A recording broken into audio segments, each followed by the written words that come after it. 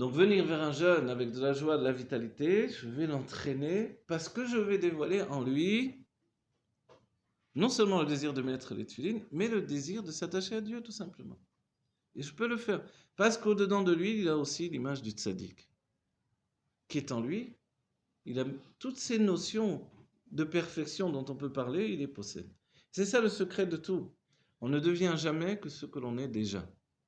Et l'idée populaire de dire comme tu étais, comme tu es devenu, voilà. Non, en fait, j'ai toujours été comme ça, sauf que je ne l'ai pas exprimé jusqu'à présent.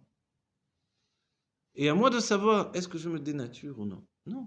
Quand je trouve la simplicité de ce que je suis, c'est que ça y est, je suis arrivé à un commencement de mon épanouissement. Après, à moi de m'épanouir.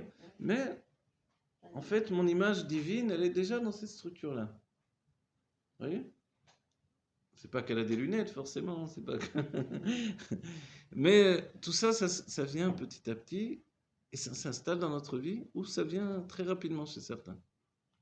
Le danger, que, lorsque ça vient rapidement, c'est qu'on peut le perdre rapidement.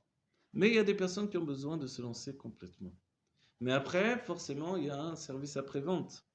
Il faut pouvoir gérer ce qui va être généré par l'inconscient. C'est-à-dire, comme on a dit précédemment, ah là là, mais pourquoi j'ai jeté tous mes disques, toute ma musique? Pourquoi mon ordinateur? Mais je suis complètement tapé. Pourquoi si? Pourquoi mes habits? Pourquoi... Pour tout repartir à zéro. Et les gargouilles, la Nefesh Abamid va nous envoyer ce qui s'appelle des gargouilles. Je vais me languir de ce qui était. Et je le rends encore plus formidable. Ah, les disques de ma jeunesse, je les ai tous jetés. C'était formidable. Alors que finalement, si je les voyais, si je les vivais. Heureusement, Dieu, il a envoyé. Aujourd'hui, on a tout sur Internet, etc. Et vous voyez que vous n'avez peut-être pas un si grand intérêt à tout ça, comme vous avez pu le penser.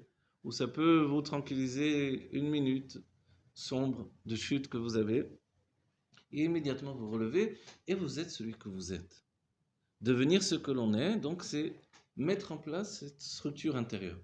Le Hari donne une image similaire au niveau du temps et de la Géoula. Le Hari nous dit qu'il y a un cycle par rapport à la Géoula, qui est le cycle en fait des alafim, c'est-à-dire comment dire, des milliers d'années, vous voyez? Des millénaires, voilà, en français on dit des millénaires, le cycle des millénaires. On sait bien que quand on est dans le 7e millénaire, on est déjà dans la Géoula, et donc au début du 6e millénaire, forcément on rentre dans le 7e millénaire, et on est déjà dans les jours du Mashiach et on rentre dans la Géoula. Okay? Donc il y a une perfection du temps qui atteint son aboutissement, qui attend aussi d'atteindre ce niveau-là, au niveau des millénaires. Mais le Hari nous dit, mais c'est pas tout. Il y a aussi une structure temporelle qui est de l'ordre des années. Et il y a une structure temporelle qui est de l'ordre des jours, et même une structure temporelle qui est de l'ordre des heures, et peut-être des secondes, des minutes et des secondes. Si bien que la Géoula, c'est quand toutes les structures temporelles se mettent au même niveau. Alors là, clic, on est arrivé au moment de la Géoula. Exactement. Et au-dedans de nous, c'est la même chose par rapport aux trois images que l'on a en nous. De Tzadik, Benoni, Racha. Je fais comme ça, je vais faire le contraire. Racha, Benoni, Tzadik. En fait, nous aussi, on atteint tous ces niveaux. Alors si je les fais à l'envers, peut-être, c'est nous dire que peut-être auparavant, on était un Tzadik. Et aujourd'hui, malgré qu'on est attaché à un très grand Tzadik, j'aurais honte même de le dire. En fait, moi, je suis attaché à Moshe Rabbeinu, moi, je suis attaché à Eliyahu Navi, moi, je suis attaché à, je sais pas, Yecheskel Navi, à Yirmiyahu Ameler. On aurait honte de dire ça à tout le monde. Pour que tu te prends, etc. Mais en fait, non, même la personne qui dirait ça dirait pas. Je viens pas dire que je suis Eliyahu Navi ou Moshe Rabbeinu. Je viens pas de vous dire ça. Je viens vous dire que je suis attaché à cette tzadikim-là. Parce qu'on travaille tous sur la réparation de Caïn et Hevel. C'est-à-dire qu'il y a deux lignes qui ont été lancées depuis le début du monde. Adam Arishon est un homme unique. Il demande d'avoir l'aspect féminin dévoilé en face de lui. Il s'unit avec elle. À partir de là, va sortir deux lignes. Caïn et Hevel, lesquelles naissent avec des sœurs jumelles. Et ensuite, on rentre dans la ligne de l'humanité. Et si bien que dans les âmes, nous venons soit de Hevel, soit de Caïn. La plupart d'entre nous, nous venons de Caïn, si bien que on a plus de travail. Tant qu'un homme a du travail, il vient essentiellement de Caïn. Le travail de l'ordre de Hevel, il est très raffiné comme le travail de Moshe Rabbeinu sur son inconscient, etc. Et en fait, on comprend bien qu'on doit atteindre un aboutissement de tout ça. Et ça passe par le fait de grandir de niveau en niveau, et même d'arriver à réparer des petits détails. Et aujourd'hui, nous sommes des petits détails, de grands tzadikim qui ont précédé. Et nous terminons, en fait, ce travail qui a été commencé depuis, comme on dit, la nuit des temps. Vous voyez, cette construction-là, personne ne peut la faire à notre place. Le Rabbi nous dira un autre enseignement qui, a priori, apparaît contradictoire. Il nous dit que la Géoula ne dépend que de Dieu. On comprend bien, Dieu fait ce qu'il veut. Ensuite, il nous dit que la Géoula ne dépend que du Mashiach. Ok, il peut peut-être avoir le libre arbitre de venir ou pas venir. Et en dernier lieu, il nous dit que la Géoula ne dépend que de chacun d'entre nous. Alors, évidemment, on va objecter, il faudrait savoir de qui ça dépend dans cette histoire-là. Mais c'est comme les cycles, la perfection du cycle temporel, il faut que les trois se mettent au même niveau. C'est-à-dire que la volonté de Dieu, la volonté du Mashiach et la volonté de chacun d'entre nous doivent se mettre au même niveau et on rentre dans la Géoula Métis Vachlema.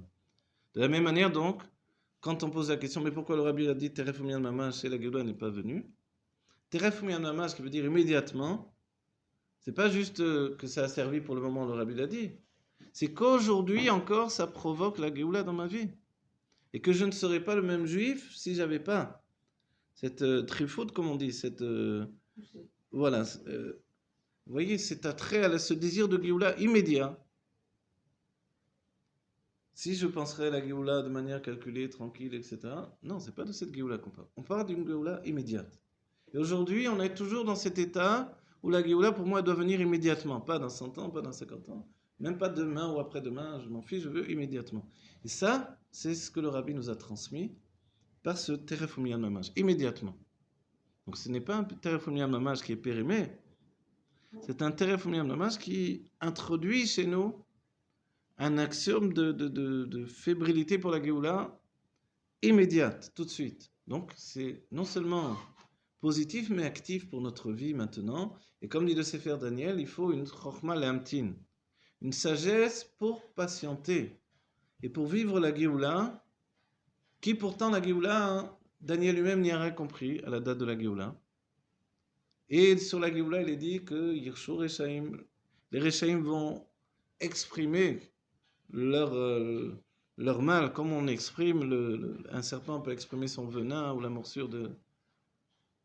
Et en fait, cette Géoula que l'on attend, elle a besoin d'une époque qui est comme la nôtre, qui est sombre par rapport au dévoilement divin, mais qui est forte en Messirut Nefesh de chaque individu, en don de soi de chaque individu. Ce n'est plus un don de soi, Baesh ou Bamaïm, comme on a pu dire à Yom Kippour, de mourir d'une manière ou d'une autre que de préserver. Non, c'est un don de soi de vivre pour Dieu au quotidien et d'être avec Dieu alors qu'on n'a pratiquement aucun intérêt véritable de le faire, si ce n'est que l'on ressent que notre âme est assoiffée de Dieu. Le chant du Rabbi, Tsamelecha Nafshi, voilà ce chant qui vient de David Ameller. David Ameller a ce chant de dire vers Dieu, mon âme est assoiffée de toi. Il dit à Dieu, en fait, moi ce que je veux, c'est juste étudier et être avec toi. Qu'est-ce que tu m'envoies?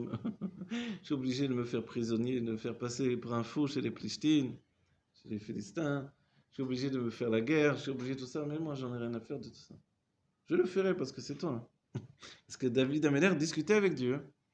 Les rois Kodesh, comme ça c'est rapporté dans le Zohar, il y a des discussions entre David Ameller et Dieu, très très intimes, merveilleuses en fait. Et on dit que le niveau le plus élevé d'Esprit Saint, le roi Kodesh, c'est David Ameller. Donc en fait, il y avait chez lui un désir de faire tout autre chose que ce qu'il faisait. Mais puisque c'était la décision de Dieu, alors il le faisait de tout son être. De la même manière, Moshe Rabbeinu, on a vu cette même situation. Moshe, du début, il a annoncé, écoute, je te conseille d'envoyer quelqu'un d'autre. Va délivrer le peuple juif, je te conseille d'envoyer quelqu'un d'autre, ça ira mieux que moi. Envoie directement le Mashiach définitif. Qu'est-ce que tu vas faire? Des exils? Laisse tomber. C'était un bon conseil. Dieu l'a pas suivi. Il avait son propre plan. Il fallait un premier Mashiach qui va insuffler une âme particulière au Mashiach. Et ensuite, il faudra attendre David Ameller qui va donner une lignée au Mashiach. Les deux réunis ont besoin de l'époque de la Géoula et du Mashiach. Et nous sommes cette époque de la Géoula et du Mashiach. Donc en fait, tout ça, ce sont des éléments. Ce que j'essaie de vous dire, c'est que de la même manière que dans les sphirotes, chaque sphira doit s'associer avec une autre. Ça s'appelle Itkalelut veitrabrut. C'est vraiment de s'englober et se fusionner. De la même manière, dans notre vie, dans notre amitié, dans notre étude, on doit conjuguer constamment tous les aspects de nos personnalités pour arriver au bout de ce que l'on est. Vous voyez? Donc, forcément, il y a la Géoula de Dieu, la Géoula du peuple juif, la Géoula du Mashiach qui doivent s'assembler pour former le moment de la Géoula émitive Vashlema. Mais dans toutes les situations, vous aurez ces trois parties, comme l'enfance, l'adolescence, l'adulte, comme la gestation, l'allaitement et le niveau de l'adulte. Toujours, il y a trois niveaux. Comme Chorma, Bina, Vedat. Vous voyez? Donc ces trois niveaux sont forcément là pour révéler que l'on doit atteindre tous les niveaux. Le Hari dira également que quand on quitte l'enfance, on pense qu'on l'a quitté. Je dis non, non, non, non. On n'a pas quitté l'enfance, on doit la grandir maintenant. C'est-à-dire qu'il donne trois images, la même image que je vous ai donnée pour le temps. Il dit, quand l'adulte arrive au niveau de l'adulte, il ne peut être un adulte équilibré que s'il grandit en lui l'adolescent, qui le met au niveau de l'adulte, et s'il grandit en lui l'enfance, qui le met au niveau de l'adulte. À ce moment-là, il atteindra l'équilibre de l'adulte. Donc en fait, c'est exactement comme ça au niveau du temps, au niveau de tout ce que nous vivons. Nous devons immédiatement entraîner la Géoula Mitivah Shlema par la fusion de tous les niveaux qui nous sont transmis. Ve'amer kulam tzadikim. Alors Dieu veut la Géoula, c'est certain. Le Mashiach veut la Géoula. Et nous-mêmes, nous voulons la Géoula. Que ça soit terre, Amen.